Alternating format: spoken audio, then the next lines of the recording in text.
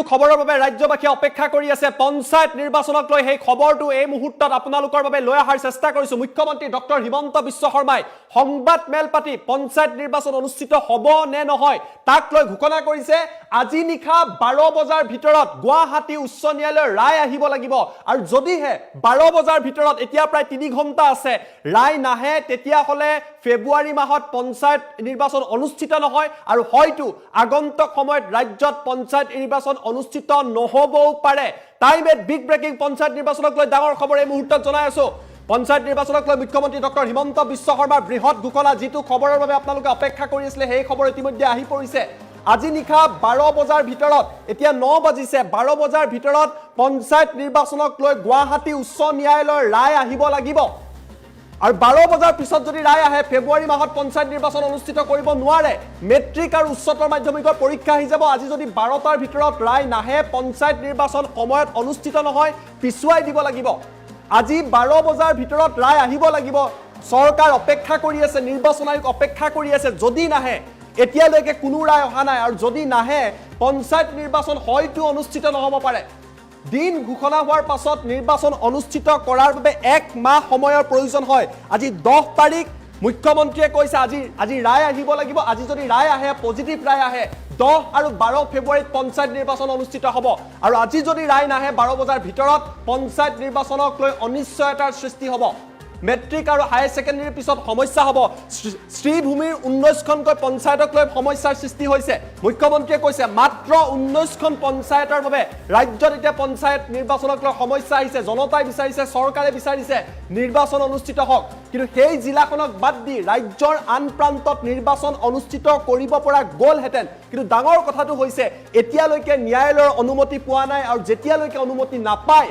তেতিয়ালৈকে নিৰ্বাচনৰ দিন ঘোষণা কৰিব নোৱাৰে আজি নিশা 12 বজালৈকে চৰকাৰে অপেক্ষা কৰিব যে পঞ্চায়ত নিৰ্বাচনক ৰায়ক লৈ অপেক্ষা কৰা হ'ব আৰু তাৰ পাছত কোৱা হৈছে পঞ্চায়ত নিৰ্বাচন পিছুৱাবলৈ কংগ্ৰেছ দলৰ দুগৰাকীকৈ নেতাই চেষ্টা কৰি আছে কৰিমগঞ্জ লোকসভাত কংগ্ৰেছৰ প্ৰাৰ্থী হাফিজ ৰফিজ আহমেদ চৌধুৰীয়ে তৰিছে ন্যায়ালয়ত গোচৰ বুলি কৈছে আৰু তেওঁলোকে বিচৰা নাই যে নিৰ্বাচন অনুষ্ঠিত হওক তাৰ বাবে বাৰে বাৰে এপিল কৰি থকা বুলি ডক্টৰ হিমন্ত বিশ্ব শৰ্মাই উল্লেখ কৰিছে সংবাদ মেলত মুখ্যমন্ত্ৰীয়ে কৈছে মই পুনৰবাৰ মুখ্যমন্ত্ৰীৰ মন্তব্য দেখুৱাৰ পূৰ্বে আপোনালোকক কৈ দিব বিচাৰিছো যে এতিয়া 9:07 হৈছে 12 বজালৈকে চৰকাৰে অপেক্ষা কৰিব নিৰ্বাচন আয়োগে অপেক্ষা কৰিব আজি নিশা 12 বজাৰ ভিতৰত যদি গুৱাহাটী উচ্চ ন্যায়ালয়ৰ ৰায় আহে তেতিয়া হলে 10 ফেব্ৰুৱাৰী আৰু 12 ফেব্ৰুৱাৰীত নিৰ্বাচন অনুষ্ঠিত হ'ব আৰু যদি নাহে আজি যদি ফলাফল নাহে তেতিয়া হলে হয়তো এবাৰ পঞ্চায়ত নিৰ্বাচন অনুষ্ঠিত নহবও পাৰে প্ৰথমতে পিছুৱাই যাব মুখ্যমন্ত্ৰীয়ে কৈছে মেট্ৰিক আছে হায়াৰ সেকেন্ডাৰী পৰীক্ষা আছে তাৰ বাবে নিৰ্বাচন পিছুৱাব লাগিব তাৰ পিছত ৰাজ্যত বানপানী হ'ব গতিকে অনুষ্ঠিত হ'ব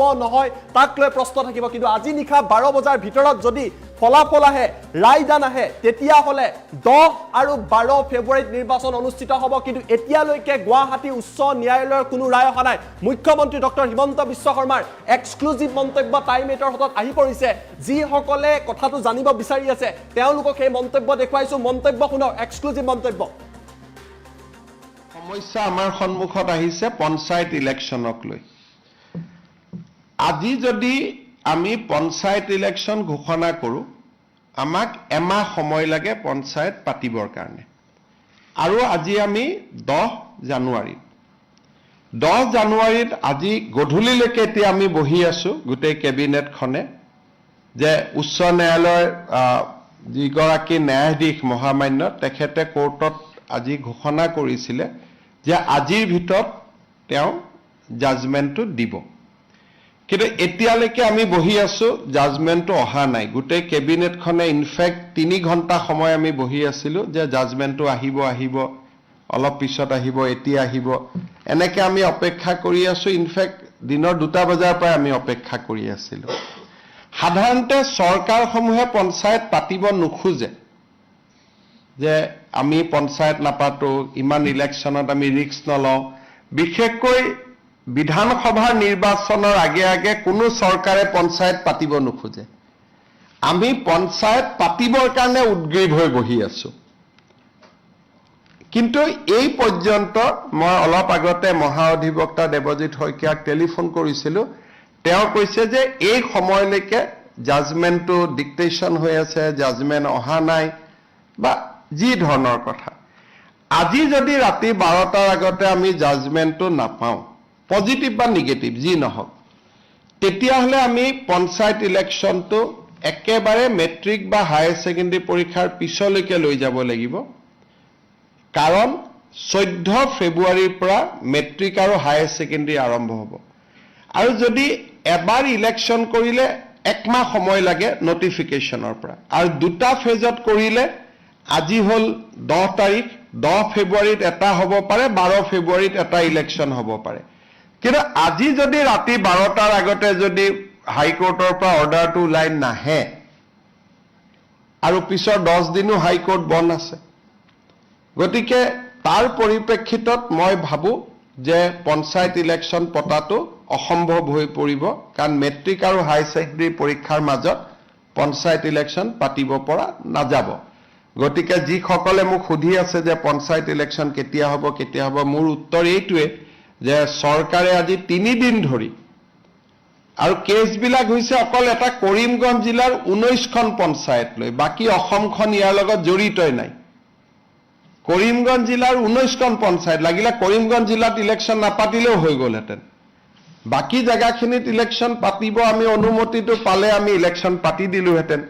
এই 12টা বজালৈকে আমি অপেক্ষা কৰিম। কিন্তু আজি যদি ৰাতি 12টা বজাৰ ভিতৰত যদি নাহেগৈ হাইকোৰ্টৰ পৰা, তেতিয়াহ'লে মই ভাবোঁ যে মেট্ৰিক আৰু হায়াৰ ছেকেণ্ডেৰী পৰীক্ষাৰ আগত ইলেকশ্যন হোৱাটো অসম্ভৱ হৈ পৰিব।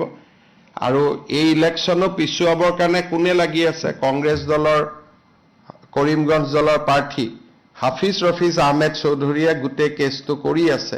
আৰু তাৰ পৰা বুজা যায় যে গোটেই পঞ্চায়ত ইলেকশ্যন খেলিবৰ বাবে হাফিজ ৰফিজ চৌধুৰী আৰু তেওঁৰ সংগীসকলে সাহস কৰিব পৰা নাই, আৰু সেইকাৰণে কেছটো কৰি পেলাই পঞ্চায়তটো পিছুৱাই আছে। নিয়মমতে পঞ্চায়ত পাতিব লাগে যে চৰকাৰক বিপদত পেলাওঁ, পঞ্চায়ত পাতি দিওঁ। কিন্তু ইয়াত ওলোটা হৈছে যে বিৰোধী পক্ষৰ একাংশই, কাৰণ হাফিজ ৰফিজ চৌধুৰী কংগ্ৰেছ দলৰ অফিচিয়েল কেণ্ডিডেট হয়, আৰু আন যিগৰাকী অধিবক্তা তেওঁ কংগ্ৰেছ দলৰ দিনতেই চলিচিটৰ জেনেৰেল হৈছিলে দিল্লীত। গতিকে 2জন অধিবক্তাই আজিও তেওঁলোকে আৰ্গুমেণ্ট 3 দিন আগত চেজ হ'ল, আজিও 2 ঘণ্টা আৰ্গুমেণ্ট কৰিছে। গতিকে কিহৰ কাৰণে তেওঁলোক পঞ্চায়তৰ কাৰণে সাজু হ'ব পৰা নাই মই নাজানো। কিন্তু তৃণমূলক গণতন্ত্ৰ বচাবৰ বাবে এইবাৰ আমি বহুত কৰিছিলোঁ, পাৰ্টি লেছ কৰি দিছিলোঁ যে কোনো পাৰ্টিৰ হ'ব নালাগে, যাতে অৱসৰপ্ৰাপ্ত শিক্ষক, অৱসৰপ্ৰাপ্ত ডক্তৰ সকলোৱে যাতে ইলেকশ্যন খেলিব পাৰে, ভাল পৰিৱেশ হয়, পঞ্চায়তৰ পৰা দুৰ্নীতি নোহোৱা হয়। কিন্তু যি নহওক আমিতো হাইকোৰ্টৰ ওপৰত মাতিব নোৱাৰোঁ। গতিকে ৰাতি 12টালৈকে অপেক্ষা কৰিম, আৰু 12টাৰ আগত যদি জাজমেণ্ট পাওঁ হ'ব, নহ'লে আৰু এইটো মেট্ৰিক হায়াৰ ছেকেণ্ডেৰীৰ পিছলৈকে পিছুৱাই যাব। তাৰ পিছতো বানপানী আহিব বা বানপানী থাকিব, কি পৰিৱেশ হয় আৰু এতিয়াই ক'ব পৰা নাযাব। আজি যদি 12টালৈকে মই ইলেকশ্যন কমিশ্যনকো ৰিকুৱেষ্ট কৰিছোঁ যে আপুনি বহি থাকক, আমিও বহি আছোঁ। কাৰণ পুলিচৰ পৰা ক্লিয়াৰেন্স লাগিব, কোনটো ফেজত কিমান ডিপ্লয়মেণ্ট হ'ব। ডিজিপিও বহি আছে, চিফ ছেক্ৰেটাৰীও বহি আছে, আমিও বহি আছিলোঁ। যদি 12টাৰ আগত ৰায়দান হয় আমিতো কৰি দিম, কাৰণ যিজন ন্যায়াধীশ মহা অধিবক্তাই কোৱা মতে তেওঁ কোৰ্টত কৈ গ'ল যে মই চেম্বাৰত গৈ জাজমেণ্টটো লিখি জাজমেণ্টটো দিম। কিন্তু এতিয়াতো 8:45 হ'ল, জাজমেণ্টটো আমি হাতত পোৱা নাই। যদি 12টাৰ আগত জাজমেণ্ট হয় তেতিয়াহ'লে হ'ব। যদি 12টাৰ আগত জাজমেণ্ট নহয়, উচ্চ ন্যায়ালয়ৰ বিপক্ষেতো আৰু আমি যাব নোৱাৰোঁ। গতিকে তাৰ পিছত যদি জাজমেণ্ট ভাল বেয়া হয়, তাৰ পিছত এপিল কৰা বা প্ৰয়োজন সাপেক্ষে সুপ্ৰিম কোৰ্টলৈকেও যোৱা এটা লিগেল চিষ্টেমত আমি সোমাই যাব লাগিব। ভাল হ'লেতো ক'তো যাব নালাগে, বেয়া হ'লে আকৌ ডিভিজন বেঞ্চ, সুপ্ৰিম কোৰ্ট, এটা দীঘলীয়া প্ৰক্ৰিয়া এটাত আমি সোমাই যাব লাগিব। অসম চৰকাৰে বিচাৰিছিল যাতে যিখিনি বিবাদিত জিলা আছে সেইখিনি আমিতো কৈছিলোঁ যে যদি 19খন পঞ্চায়তৰ কথা, 19খন পঞ্চায়ত বা সেই জিলাখনেকে কমপ্লিট বাদ দিয়ক। আমাৰ এডভোকেট জেনেৰেল তাত আৰ্গুমেণ্টটো দিছে। এতিয়া ন্যায়াধীশগৰাকীয়ে কেনেকৈ জাজমেণ্ট দিয়ে এতিয়াতো মই দেখা নাই জাজমেণ্টটো। জাজমেণ্টটো দেখাৰ পিছতহে আমি অপিনিয়ন দিব পাৰিম, ভাল বেয়া যিয়ে নহওক কিয়। আমাৰ মতে নগ'লে তেতিয়াও কথা, কিন্তু আমাৰ ফেভাৰতো যদি যায় আৰু জাজমেণ্টটো কালি পাওঁ তেতিয়াহ'লে ইলেকশ্যন নহ'ব 12টাৰ আগতে পালেহে ইলেকশ্যন হ'ব নহ'লে মেট্ৰিক পৰীক্ষা হায়াৰ ছেকেণ্ডেৰী পৰীক্ষাৰ ইমান ওচৰত গৈ ইলেকশ্যন পাতিলে ছাত্ৰ ছাত্ৰীসকলে সমালোচনা কৰিব সমস্যা আমাৰ সন্মুখত আহিছে পঞ্চায়ত ইলেকশ্যনক লৈ আজি যদি আমি পঞ্চায়ত ইলেকশ্যন ঘোষণা কৰোঁ আমাক এমাহ সময় লাগে পঞ্চায়ত পাতিবৰ কাৰণে আৰু আজি আমি 10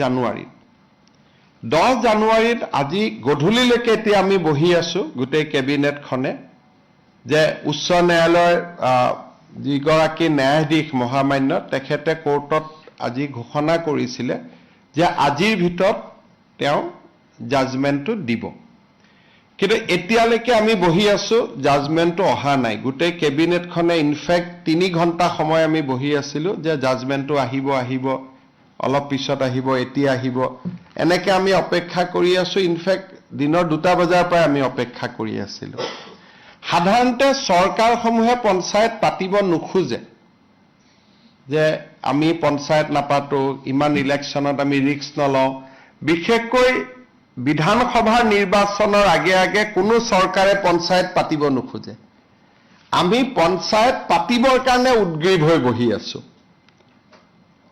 কিন্তু এই পৰ্যন্ত মই অলপ আগতে মহাঅধিবক্তা দেৱজিৎ শইকীয়াক টেলিফোন কৰিছিলোঁ তেওঁ কৈছে যে এই সময়লৈকে জাজমেণ্টটো ডিক্টেশ্যন হৈ আছে জাজমেণ্ট অহা নাই বা যি ধৰণৰ কথা আজি যদি ৰাতি 12টাৰ আগতে আমি জাজমেণ্টটো নাপাওঁ পজিটিভ বা নিগেটিভ যি নহওক তেতিয়াহ'লে আমি পঞ্চায়ত ইলেকশ্যনটো একেবাৰে মেট্ৰিক বা হায়াৰ ছেকেণ্ডেৰী পৰীক্ষাৰ পিছলৈকে লৈ যাব লাগিব কাৰণ 14 ফেব্ৰুৱাৰীৰ পৰা মেট্ৰিক আৰু হায়াৰ ছেকেণ্ডেৰী আৰম্ভ হ'ব আৰু যদি এবাৰ ইলেকশ্যন কৰিলে 1 মাহ সময় লাগে নটিফিকেশ্যনৰ পৰা আৰু 2টা ফেজত কৰিলে আজি হ'ল 10 তাৰিখ 10 ফেব্ৰুৱাৰীত এটা হ'ব পাৰে 12 ফেব্ৰুৱাৰীত এটা ইলেকশ্যন হ'ব পাৰে কিন্তু আজি যদি ৰাতি 12টাৰ আগতে যদি হাইকোৰ্টৰ পৰা অৰ্ডাৰটো ওলাই নাহে আৰু পিছৰ 10 দিনো হাইকোৰ্ট বন্ধ আছে গতিকে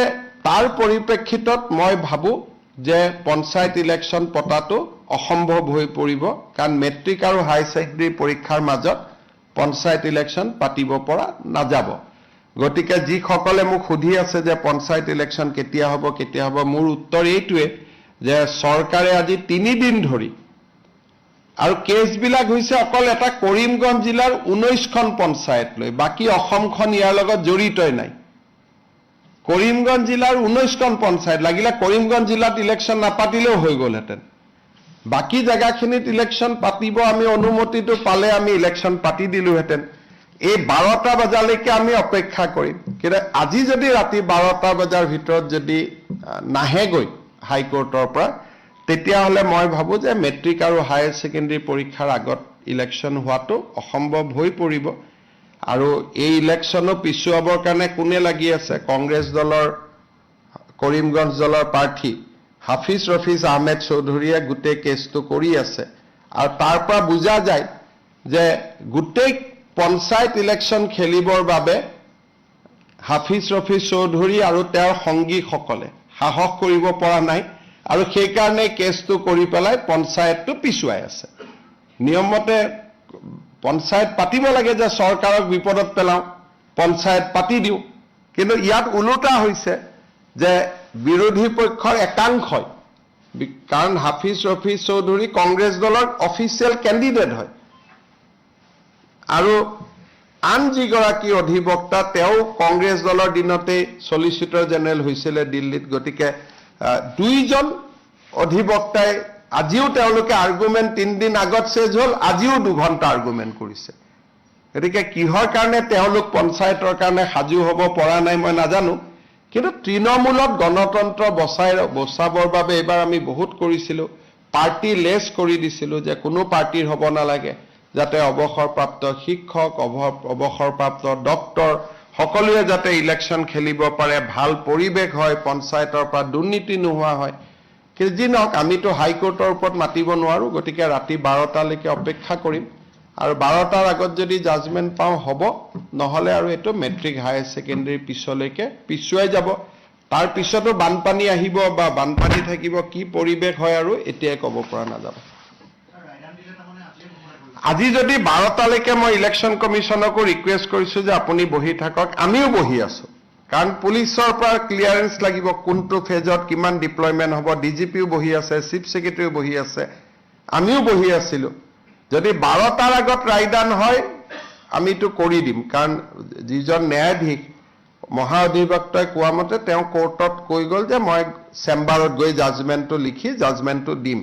কিন্তু এতিয়াতো 8:45 হ'ল, জাজমেণ্টটো আমি হাতত পোৱা নাই।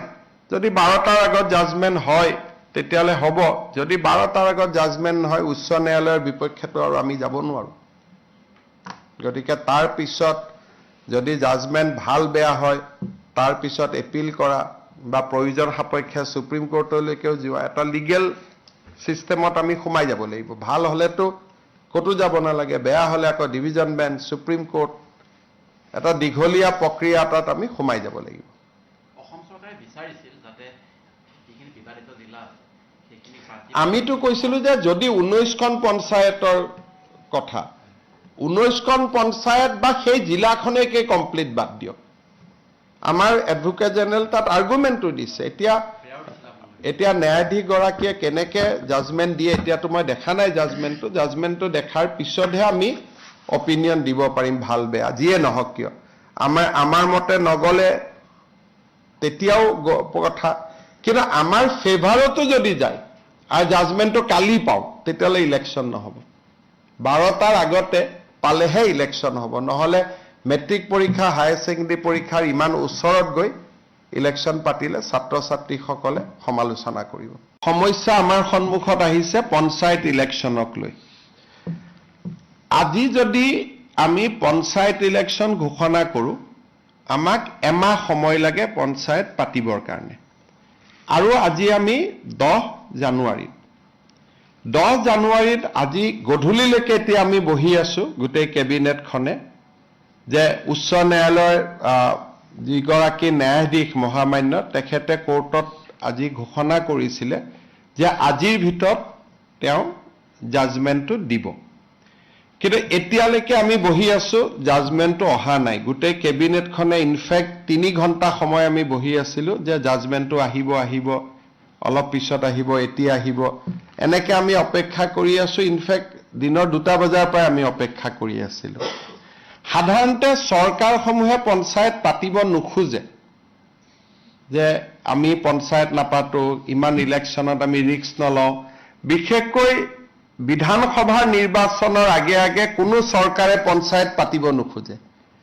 আমি পঞ্চায়ত পাতিবৰ কাৰণে উদ্গ্ৰীৱ হৈ বহি আছোঁ। কিন্তু এই পৰ্যন্ত মই অলপ আগতে মহা অধিবক্তা দেৱজিৎ শইকীয়াক টেলিফোন কৰিছিলোঁ, তেওঁ কৈছে যে এই সময়লৈকে জাজমেণ্টটো ডিক্টেশ্যন হৈ আছে, জাজমেণ্ট অহা নাই বা যি ধৰণৰ কথা। আজি যদি ৰাতি 12টাৰ আগতে আমি জাজমেণ্টটো নাপাওঁ, পজিটিভ বা নিগেটিভ যি নহওক, তেতিয়াহ'লে আমি পঞ্চায়ত ইলেকশ্যনটো একেবাৰে মেট্ৰিক বা হায়াৰ ছেকেণ্ডেৰী পৰীক্ষাৰ পিছলৈকে লৈ যাব লাগিব। কাৰণ 14 ফেব্ৰুৱাৰীৰ পৰা মেট্ৰিক আৰু হায়াৰ ছেকেণ্ডেৰী আৰম্ভ হ'ব। আৰু যদি এবাৰ ইলেকশ্যন কৰিলে 1 মাহ সময় লাগে নটিফিকেশ্যনৰ পৰা, আৰু 2টা ফেজত কৰিলে আজি হ'ল 10 তাৰিখ, 10 ফেব্ৰুৱাৰীত এটা হ'ব পাৰে, 12 ফেব্ৰুৱাৰীত এটা ইলেকশ্যন হ'ব পাৰে।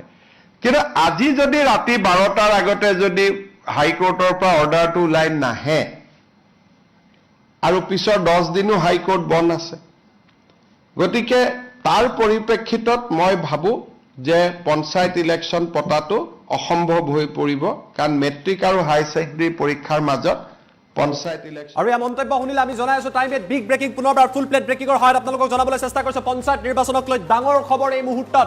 বিগ ব্ৰেকিং নিউজ, আজি নিশা 12 বজালৈকে চৰকাৰে অপেক্ষা কৰিব, আৰু তাৰ পাছতহে পঞ্চায়ত নিৰ্বাচনক লৈ ন্যায়ালয়ে যদি 12 বজাৰ ভিতৰত ৰায় প্ৰদান কৰে তেতিয়াহ'লে 10 ফেব্ৰুৱাৰী আৰু 12 ফেব্ৰুৱাৰীত নিৰ্বাচন হ'ব। আৰু যদি 12 বজাৰ পিছত ফলাফল দিয়ে বা নিৰ্দেশনা দিয়ে তেতিয়াহ'লে হয়তো পঞ্চায়ত নিৰ্বাচন অনুষ্ঠিত কৰিব পৰা নাযাব। মেট্ৰিক আৰু উচ্চতৰ মাধ্যমিক পৰীক্ষা আছে, যাৰ বাবে পঞ্চায়ত নিৰ্বাচন পিছুৱাই দিয়া হ'ব পাৰে, সেয়া মুখ্যমন্ত্ৰী ডক্টৰ হিমন্ত বিশ্ব শৰ্মাই সংবাদমেলত উল্লেখ কৰিছে। আপোনালোকে কমেণ্ট কৰি জনাব পাৰে যে আপোনালোকে কি বিচাৰিছে পঞ্চায়ত নিৰ্বাচনক লৈ। আপোনালোকৰ কমেণ্ট লাইভত ল'বলৈ চেষ্টা কৰিম। বৰ্তমানলৈকে গুৱাহাটী হাইকোৰ্টে উচ্চ ন্যায়ালয়ে পঞ্চায়ত নিৰ্বাচনক লৈ কোনো ধৰণৰ ৰায় প্ৰদান কৰা নাই, কিয়নো দিন ঘোষণা হোৱাৰ পিছত নিৰ্বাচন অনুষ্ঠিত কৰাৰ বাবে 1 মাহ বা 30 দিন সময় লাগে। আজি যদি ফলাফল আহে, আজি 12 বজাৰ আগত 10 আৰু 12 ফেব্ৰুৱাৰীত পঞ্চায়ত নিৰ্বাচন অনুষ্ঠিত হ'ব। কিন্তু কিবা কাৰণত 12 বজাৰ ভিতৰত ৰায় নাহে, তেতিয়াহ'লে পঞ্চায়ত নিৰ্বাচনক লৈ অনিশ্চয়তাৰ সৃষ্টি হ'ব পাৰে। শ্ৰীভূমিৰ 19খন পঞ্চায়তৰ বাবে সৃষ্টি হৈছে সমস্যাৰ। এই 19খন পঞ্চায়তৰ বাবে এই সমস্যাৰ সৃষ্টি হৈছে, আৰু যাৰ বাবে 19টা পঞ্চায়তক বাদ দি আন প্ৰান্তত নিৰ্বাচন অনুষ্ঠিত কৰিব পৰা গ'লহেঁতেন। কিন্তু ন্যায়ালয়ৰ যিহেতু ৰায় দিয়া নাই, নিৰ্দেশনা দিয়া নাই, গতিকে চৰকাৰে নিৰ্বাচন অনুষ্ঠিত কৰিব নোৱাৰে, নিৰ্বাচন আয়োগে অনুষ্ঠিত কৰিব নোৱাৰে। এতিয়ালৈকে ন্যায়ালয়ৰ অনুমতি পোৱা নাই। কংগ্ৰেছৰ হাফিজ ৰছিদ চৌধুৰীয়ে আবেদন কৰিছিলে, মুখ্যমন্ত্ৰীয়ে কৈছে যে তেওঁ নিৰ্বাচন অনুষ্ঠিত হোৱাটো বিচৰা নাই, কিন্তু চৰকাৰে নিশা 12 বজালৈকে অপেক্ষা কৰিব। 12 বজাৰ ভিতৰত ৰায় আহিলে পঞ্চায়ত নিৰ্বাচন 10 নাইবা 12 ফেব্ৰুৱাৰীত অনুষ্ঠিত হ'ব, আৰু অন্যথা পঞ্চায়ত নিৰ্বাচন নহ'বও পাৰে, কিয়নো মেট্ৰিক আছে, হায়াৰ ছেকেণ্ডেৰী আছে, তাৰপিছত বানপানী আহিব পাৰে, সেই সময়ত জটিল পৰিৱেশৰ সৃষ্টি হ'ব লাগে। গতিকে ইয়াক লৈ এতিয়া প্ৰশ্ন উত্থাপিত হৈছে। কংগ্ৰেছৰ একাংশই পঞ্চায়ত নিৰ্বাচন অনুষ্ঠিত হোৱাটো বিচৰা নাই বুলি উল্লেখ কৰিছে।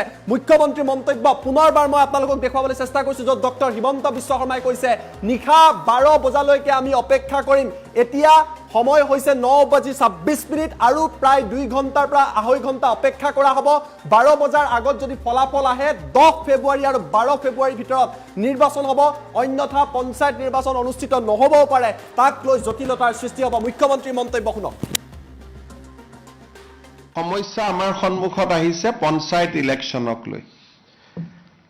আজি যদি আমি পঞ্চায়ত ইলেকশ্যন ঘোষণা কৰোঁ, আমাক এমাহ সময় লাগে পঞ্চায়ত পাতিবৰ কাৰণে, আৰু আজি আমি 10 জানুৱাৰী।